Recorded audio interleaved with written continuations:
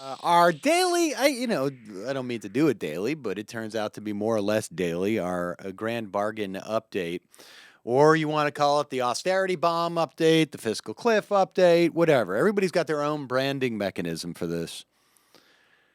So yesterday I mentioned that Dick Durbin, and the reason why Dick Durbin is such an important figure in this mix is because there's very good reason to believe that Dick Durbin is essentially President Obama's voice in the Senate.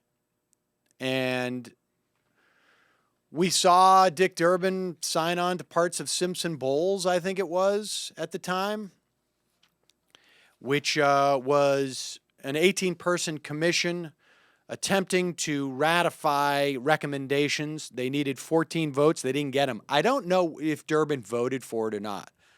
Off the top of my head, I seem to think he did. But regardless, he was talking about so-called entitlement or social insurance reform. And by reform, of course, what we mean is cuts. Back during the last round of debt ceiling negotiations of whatever it was.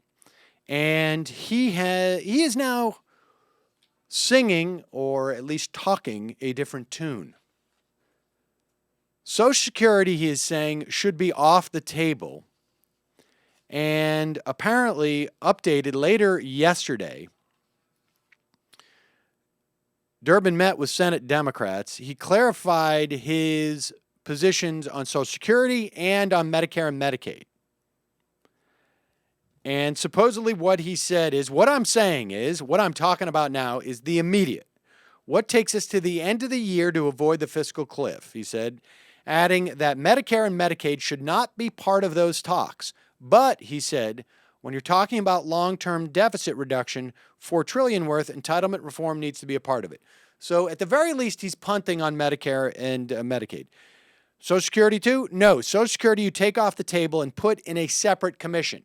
Now, that's good news because there's nothing more sure to end in nothing happening than when you put something into a separate commission. Blue Ribbon Commission is Washington speak more often than not for Do Nothing Commission. You also had Chris Van Hollen, who is a deputy to Nancy Pelosi in the House, on MSNBC yesterday, saying that with respect to Social Security, I agree with what the president has said and what Peter DeFazio has said. Social Security is not part of the deficit and debt problem. This is really good stuff to hear. So now we're back to what Ronald Reagan said in whatever it was, 1986, where he said it's not part of the deficit. Or maybe it was 84 or 80. I can't remember when he was running and said this. And so we are now back into sanity, into sort of, at least when we talk about Social Security, into the world of normalness and sanityhood. I'm just coining words left and right today. We're not going to raid Social Security in order to balance other parts of the budget. Good. There's plenty of time between now and 2033 that if we decide we want to pay out 100% of benefits due retirees rather than 78% of benefits, we simply raise the cap, get rid of the cap, create a donut hole. It doesn't matter. Either one provides solvency way, way into the future.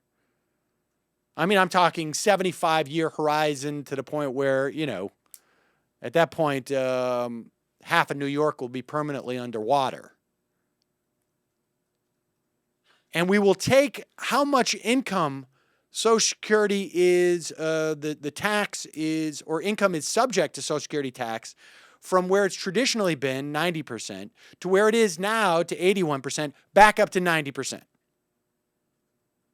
That's the way the system was designed. Right now, we are not functioning, the system is not functioning as it was designed because of income disparity, for no other reason. Income disparity.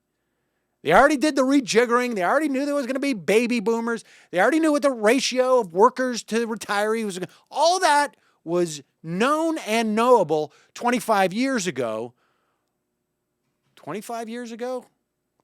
Plus, when the maestro Greenspan was tapped to head a commission by Reagan to deal with this in the future when they raised the Social Security tax. Yes, Reagan raised taxes.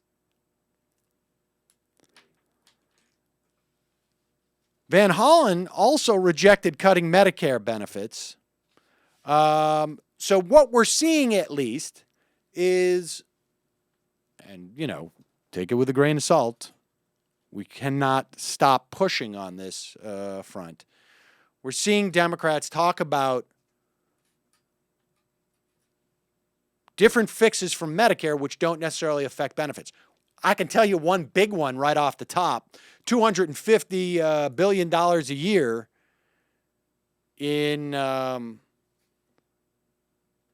you want to reform something, reform the patents that drug companies get.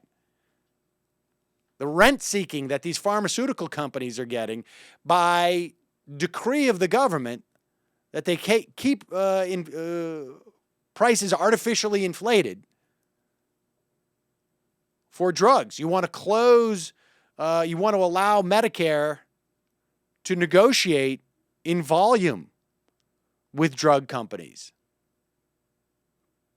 to create savings.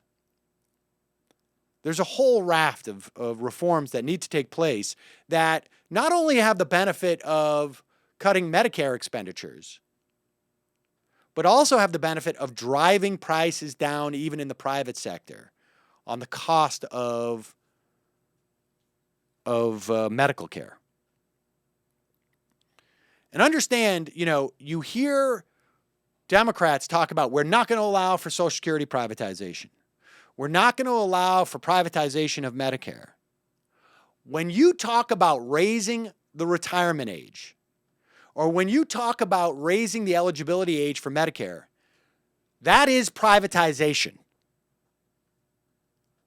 Because those seniors are not going to say, okay, I don't get my Medicare as opposed to 65. I don't get it until 67. I'm going to do without medical insurance for those 2 years. No, they go and buy it on a private market.